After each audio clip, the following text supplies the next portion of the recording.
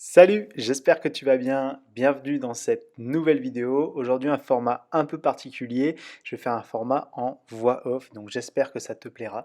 D'ailleurs, tant que je t'ai sous la main, je t'invite à t'inscrire à ma meilleure plateforme d'échange. C'est juste dans la description. C'est pour t'inscrire à ma liste d'emails privés. Et du coup, là-dessus, tu peux me poser toutes les questions que tu souhaites. Donc, n'hésite pas à t'inscrire. Si tu as des idées pour des vidéos, si tu as des choses, des problèmes auxquels tu aimerais que je réponde, bah, c'est là-dessus que tu peux me poser des questions et j'essaierai d'y répondre soit en mail, soit en vidéo. Bon, du coup, aujourd'hui, on va parler de l'amplitude complète. Donc ça, c'est quelque chose que j'essaie de mettre sur tous mes mouvements. Donc là, comme tu le vois, par exemple, sur les muscle-up, j'essaie vraiment d'aller à chaque fois bras tendus en bas.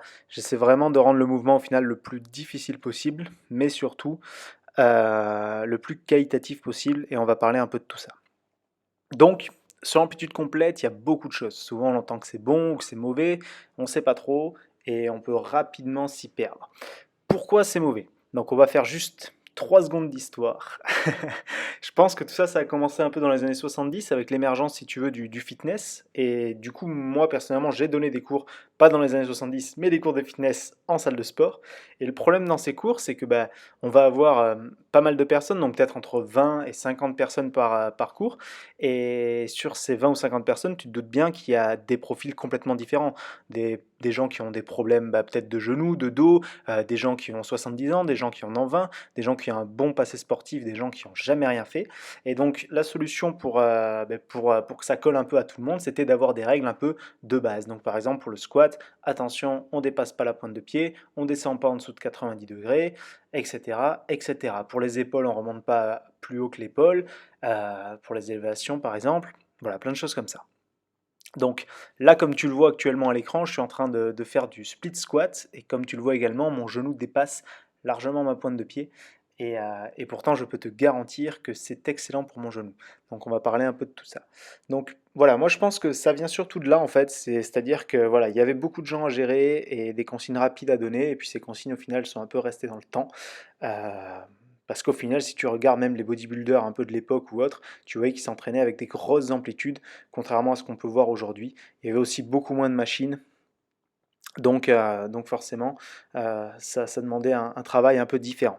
Un autre souci, je pense, c'est un peu l'ego, c'est-à-dire que par exemple, là, sur les mouvements que tu me vois performer, bon, là, tu vois, je prends que des poids légers, etc. C'était vraiment pour te démontrer un peu tous ces exercices. Mais quoi qu'il arrive, je travaille pas avec des poids non plus super lourds comparé à ce que je pourrais faire si j'avais une amplitude réduite. Pareil pour, j'en sais rien, moi, ben, comme tu as pu voir au début, les dips ou les muscle-up. Si je descends beaucoup moins bas sur les dips ou si je garde mes bras fléchis sur les muscle-up à la descente, je vais pouvoir effectuer beaucoup plus de répétitions. Et donc, pour l'ego, c'est toujours un peu plus cool de dire, bon, bah, je fais 30 dips au lieu de dire, bah, j'en fais que 10. Mais voilà, quelle est la qualité de ton mouvement derrière? Donc le poids et l'amplitude, ils sont pas trop copains. Alors, en général, quand tu augmentes l'amplitude, tu diminues le poids et les répétitions de manière assez drastique. Mais je t'invite quand même à le faire. Et pour travailler sur ton amplitude, ce qui est important de comprendre, c'est que tu peux absolument adapter ça. Comme là, tu le vois sur le split squat, ça c'est une option que tu peux faire si tu débutes. Tu vas te mettre un petit step et ça va te permettre de remonter le pied avant. Tu vas avoir moins de tension sur le genou et l'amplitude sera plus simple à avoir. L'objectif, c'est un peu que, si tu veux, ton ischio-jambier vienne toucher complètement ton mollet, vienne recouvrir ton mollet. Et ça, c'est important pour avoir une flexion complète en fait au niveau du genou. Derrière, là, je prends des haltères, mais tu peux même commencer juste au poids de corps. Il faut vraiment comprendre que l'amplitude, c'est pas une question d'âge, c'est pas une question de pathologie ou autre. Enfin, c'est une question d'âge, c'est une question de pathologie, excuse-moi, mais ça peut toujours s'améliorer. Ça peut toujours s'améliorer et ça doit s'améliorer. Pour moi, c'est la base du mouvement. Si tu n'as pas une bonne amplitude, tu vas avoir plein de problèmes. Pourquoi? Je vais te prendre par exemple cette flexion de genou parce que là, je vais faire des squats et du coup, ça va te permettre d'un peu mieux comprendre. Imaginons, on explique souvent que le squat, il ne faut pas descendre à plus de 90 ou que la pointe de pied, le genou ne dépasse pas la pointe de pied. Le problème, c'est qu'en fait, si tu veux, tu vas avoir plusieurs forces sur ton squat. Tu vas avoir des forces de compression notamment et des forces de cisaillement.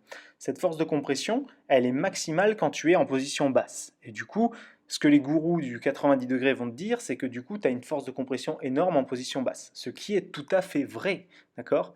Mais ce qui est vrai aussi, c'est que ton genou est fait pour résister à ces forces de compression, d'accord? C'est comme si je te disais, ouais, mais une Ferrari, ça va à 300 km/h.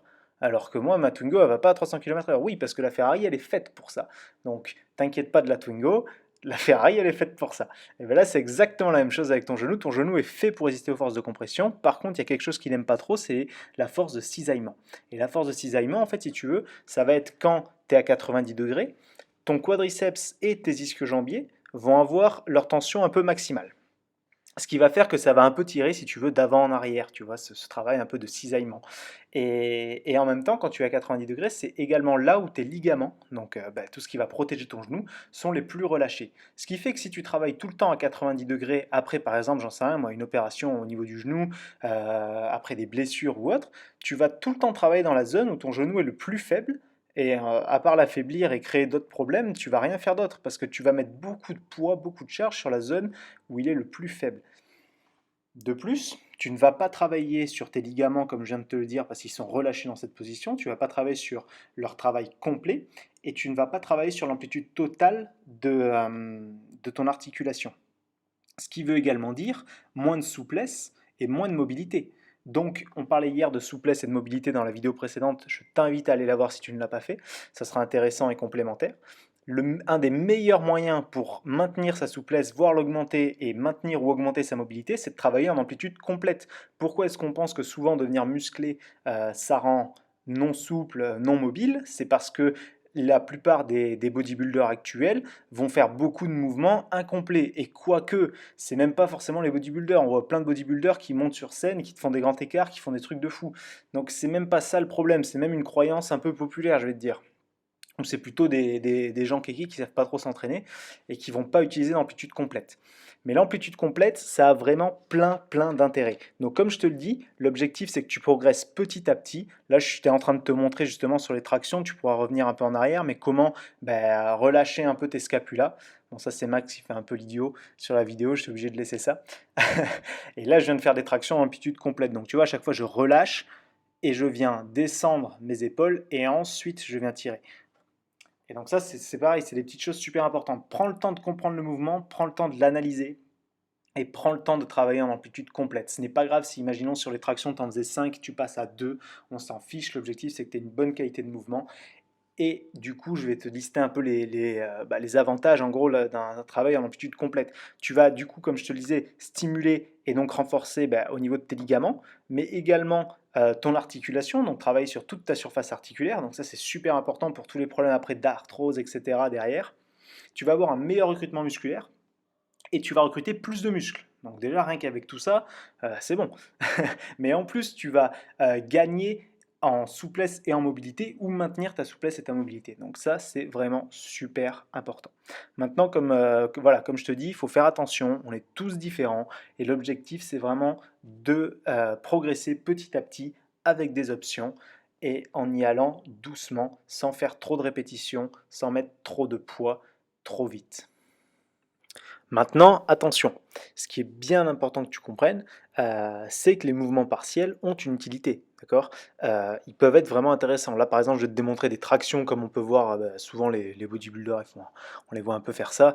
Les tractions, vraiment, l'amplitude, elle est pas complète du tout, mais par contre, ça va être intéressant pour cibler un peu mes dorsaux. Donc l'amplitude complète partielle a sa place dans l'entraînement, mais clairement, mais par contre, ça doit pas être ton travail majeur et surtout pour la prévention des blessures. Ça ne doit vraiment pas être ce sur quoi tu dois focaliser parce que ça va forcément créer des déséquilibres. Et là, comme tu peux le voir, je suis en train de faire un mouvement un peu bizarre, c'est des dislocations d'épaule à la barre. Pourquoi je fais ça? Parce que je fais pas mal de gym et à la gym, c'est super important d'avoir des épaules mobiles. Quoi qu'il arrive, les épaules, elles requièrent beaucoup de complexité. Donc c'est pareil, il faut absolument que tu sois capable de les mobiliser un peu dans tous les sens. Donc analyse tes mouvements, voilà où tu peux progresser, gagne en amplitude, ça va permettre d'éviter beaucoup d'erreurs, beaucoup de blessures, et ça va te permettre de progresser sur le long terme. Les amplitudes partielles, super intéressant pour progresser sur des mouvements petit à petit, sur lesquels tu pourras ensuite passer sur des amplitudes plus complètes. Également pour améliorer des parties du mouvement où tu te sens plus faible. Il y a vraiment plein de choses intéressantes. Mais voilà, ce qu'il faut que tu gardes à l'esprit, c'est tous les avantages quand même qu'ont l'amplitude complète et pourquoi ce serait bête de t'en priver. Pour moi, ça doit vraiment être la majeure partie de ton entraînement et l'amplitude partielle doit être là pour t'aider à effectuer les amplitudes complètes, voilà, le plus souvent possible. Donc écoute, je te souhaite un bon entraînement, j'espère que tout ça, ça t'aura aidé. N'hésite pas à me suivre sur mon Insta, n'hésite pas à t'inscrire à la liste pour les emails privés si ce n'est pas déjà fait. Et je te dis à très vite dans une prochaine vidéo. Ciao ciao!